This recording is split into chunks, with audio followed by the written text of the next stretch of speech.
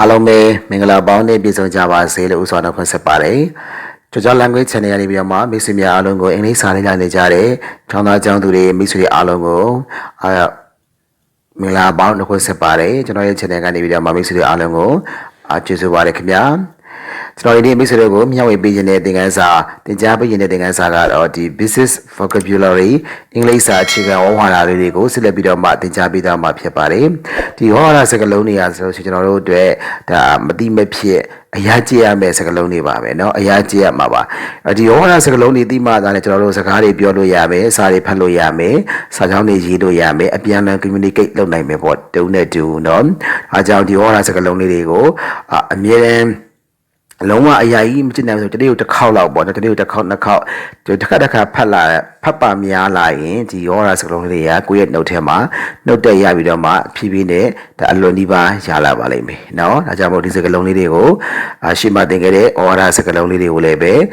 အရာမကျင်နိုင်ရင်တစ်ခါဖတ်ပြီးပါကိုယ့်ရဲ့မthứcစာအုပ်ထဲမှာရေးထားပြီးတော့မှတစ်ခါဖတ်ပါတစ်ခါမှတ်ပါဒါဆိုရင်ကျွန်တော်တို့ကအလွန်ဒီပါနောက်ဆိုရင်ဖြည်းဖြည်းနဲ့ရလာမှာဖြစ်ပါတယ်โอเคကျွန်တော်တို့ဒီနေ့ဒါသင်ခန်းစာလေးကိုစပြီးတော့မှသွားလိုက်ကြရအောင်ဒီက1 worker worker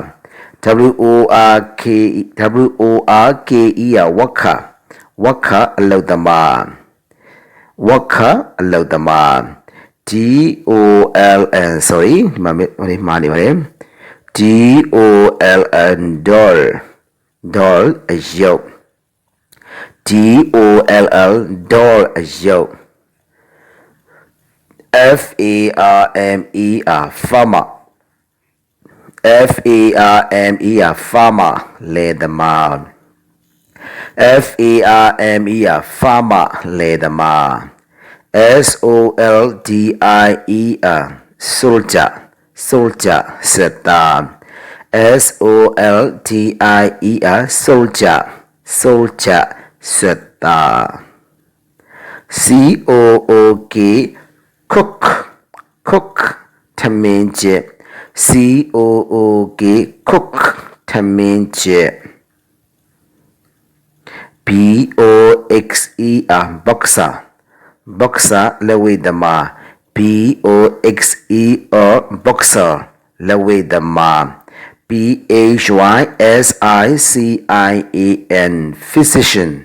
physician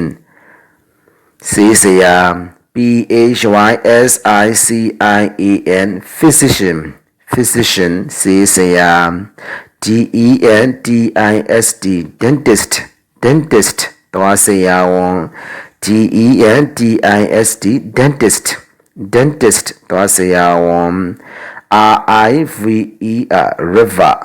river မြစ် river မြစ်တန်လင်း river တန်လင်းမြစ် Chintin river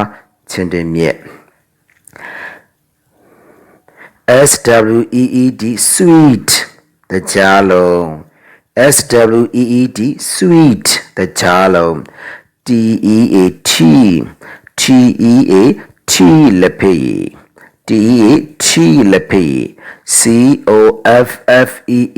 coffee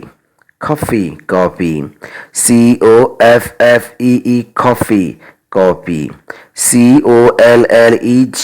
college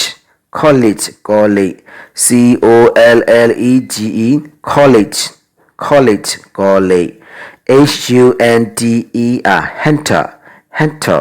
hunter မို့ဆို hunter မို့ဆို judge တရားသူကြီး judge တရားသူကြီး school စာသင်ကျောင်း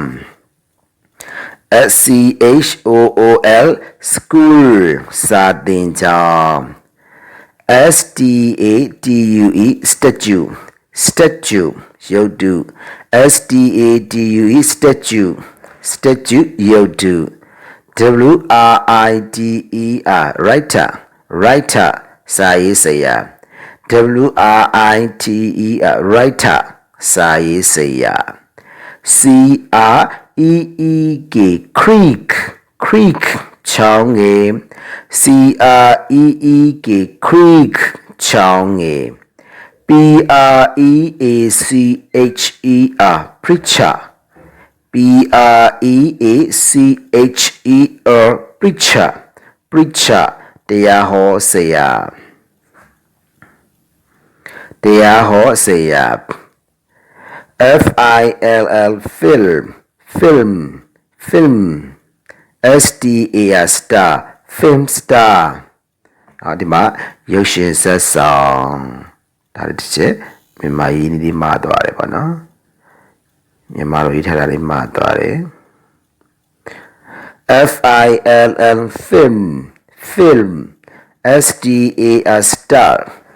film star ရုပ်ရှင်ဇာတ်ဆောင် merchant merchant merchant merchant merchant ကုန်တယ် actress attracts attract attract attracts မြို့သမီးဇာတ်ဆောင် actor actor actor မြို့သားဇာတ်ဆောင် waiter waiter စပွဲတူအမျိုးသား waiter စပွဲတူအမျိုးသား waitress waitress waitress စပွဲတူအမျိုးသမီး waitress waitress waitress စပွဲတူအမျိုးသမီးဒါကျွန်တော်အခြေခံเนาะသိရမယ့်စကားလုံးလေးပါဒါဒီစကားလုံးလေးတွေကိုကိုကအမြဲတမ်းကိုယ့်ရဲ့ဒီနေ့စဉ်အသုံးတွေမှာဒါအမြဲတမ်းကြက်မှတ်မှာဖြစ်ပါတယ်အရာကြက်ထားမှာဖြစ်ပါတယ်ဒီစလုံးတွေကဒါအမြဲတမ်းဒီ visit အသုံးတွေဖြစ်ပါတယ်เนาะဒီအသုံးတွေကိုသိမှသာလေဒါအင်္ဂလိပ်စာအခြေခံထမင်းစားရေးတော့ကိုကဖတ်နိုင်မယ်နားလည်နိုင်မယ်ကိုယ်တိုင်လေးပြောနိုင်မှာဖြစ်ပါတယ်โอเคเนาะ food foot baller voller footballer ဘောလုံးသမား footballer ဘောလုံးသမား football ဆိုရင်ဘောလုံး ball မှာ er ဆိုတဲ့ခါမှာဒါကန်တဲ့သူပေါ့နော်ကန်တဲ့သူဖြစ်သွားတယ် footballer ပြုလုပ်သူဖြစ်သွားတယ်ဘောလုံးသမား english english english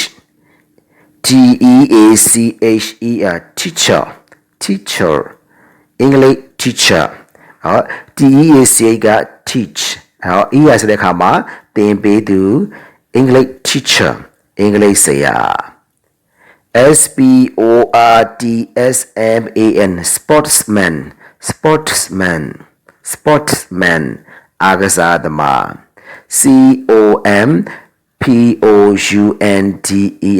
compounder compounder compounder ဆေးဆက်သူ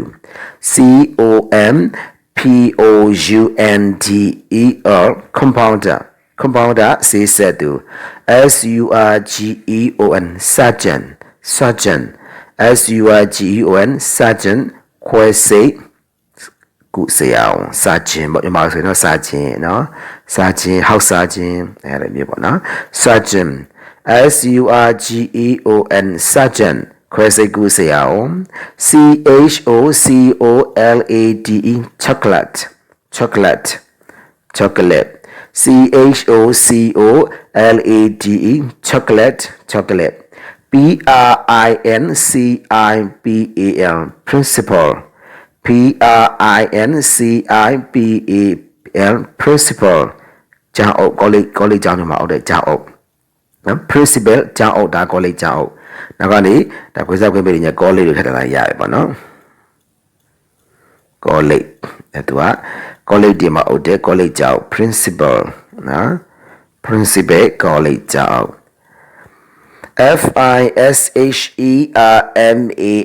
fisherman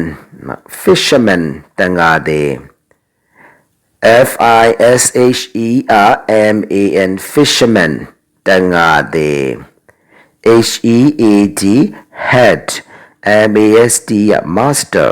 head master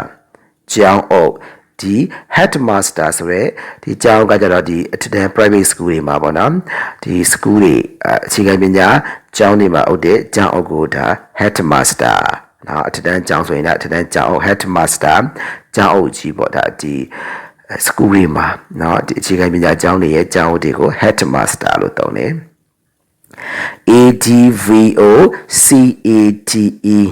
ADVOCATE advocate ရှင်းနေ ADVOCAT advocate ရှင်းနေ WRESTLER wrestler နဗန်သမား WRESTLER wrestler နဗန်သမားနော်ဒါကျွန်တော်တို့ဒီဒါဝါရစကလုံးလေးတွေဖြစ်ပါတယ်နော်ဒီဝါရစကလုံးလေးကိုအရာချက်ပါနော်အရာချက်မှတာရင်ခေါင်းထဲမှာရှိတဲ့အရာကကိုယ်ခေါင်းထဲမှာရှိမှကျွန်တော်တို့ထုတ်သုံးလို့ရမှာဟုတ်နော်ဒီအုံနောက်ထဲကိုထည့်မထားဘဲကျွန်တော်တို့ထုတ်သုံးဖို့ဆိုတာမရဘူးနော်စာအုပ်ထဲမှာရှိတဲ့စာတွေကျွန်တော်တို့ရဲ့စာမဟုတ်ဘူးစာအုပ်ထဲမှာရှိတဲ့အင်္ဂလိပ်စာကိုစာမဟုတ်ဘူးကိုယ့်ရဲ့ဒီမှတ်ဉာဏ်ဆိုတဲ့ဒီ knowledge ဒီအုံနောက်ထဲမှာထည့်ထားတဲ့ဒီစာတွေဟာကိုအချင်းမီ၍ကိုယ့်ရဲ့အုံနောက်ထဲမှာရှိနေတဲ့အတွက်အချင်းမီပြန်ပြီးတော့မှဒါထုတ်သုံးလို့ရမယ်နော်ကြောင့်မလို့ဒီစကလုံးလေးတွေကိုအရာကျက်ပေးပါရေးပြီးတော့မှကျက်မှတ်ပေးမယ်ဆိုလို့ရှိရင်တော့ဒါအဆင်ပြေမှာဖြစ်ပါတယ်နော်ကျွန်တော်တို့ဒါကျွန်တော်ဒီအင်္ဂလိပ်စာလေးဆိုလို့ရှိရင်ဒါမိတ်ဆွေတို့ကိုပညာဒါနဒါမျှဝေပေးတာဖြစ်ပါတယ်မိတ်ဆွေတို့ဘက်ကကျွန်တော်ပြန်ပေးရမှာဒီစူးစမ်းအထောက်မှုပါပဲเนาะစူးစမ်းအထောက်မှုနဲ့ကျွန်တော်တို့စူးစမ်းမယ်ဆိုလို့ရှိရင်ဒါအတန်းကြတဲ့ခုဒီတက်မြောက်ပါလိမ့်မယ်เนาะကျွန်တော်တို့ဒီခက်ကာလအခြေအနေတွေမှာဆိုလို့ရှိရင်ဒီအင်္ဂလိပ်စကားဟာလူတိုင်းတက်တဲ့ပါတယ်เนาะလူတိုင်းတက်တဲ့နေအခြေခံတော့တက်ကိုတက်ရမယ်တက်လက်တက်ထားတဲ့ပါတယ်เนาะအရေးကြောင်းတဲ့အခါမှာအသုံးချဖို့တဲ့ကို့မှာ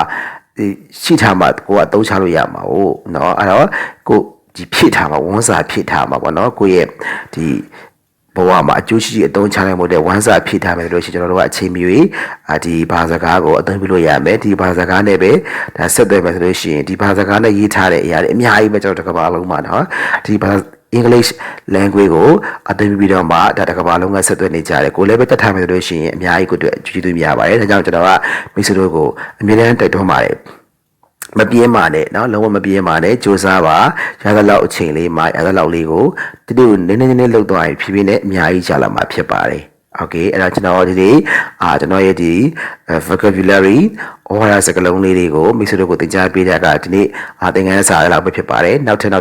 သင်ခန်းစာတွေကိုလည်းပဲကျွန်တော်ကမိတ်ဆွေတို့ကိုဒါပညာသင်မျှဝေပေးတော့မှာဖြစ်ပါတယ်လိမ့်ဆန်တဲ့ပတ်သက်ပြီးတော့မှတည်တဲ့စကားဩဝါဒစကားလုံးတွေအများကြီးပေါ့ကျွန်တော်တို့เนาะလျှက်စရာတွေအများကြီးကျက်ပါသေးတယ်ဒါတွေကိုကျွန်တော်ကအလင်းတက်လို့မိတ်ဆွေတို့ကိုမျှဝေပြီးတော့မှသင်ကြားပေးသားမှာဖြစ်ပါတယ်ခင်ဗျာကျွန်တော်ရဲ့ channel လေးကိုလည်းပဲ subscribe လုပ်ရသေးရင် subscribe လုပ်ခလို့ရပါတယ်ခင်ဗျာ okay ကျွန်တော်ရဲ့သင်ခန်းစာကတော့ဒီနေ့လောက်ဖြစ်ပါတယ် okay today our lesson that's all see you next lesson may you be happy and healthy all my students okay bye bye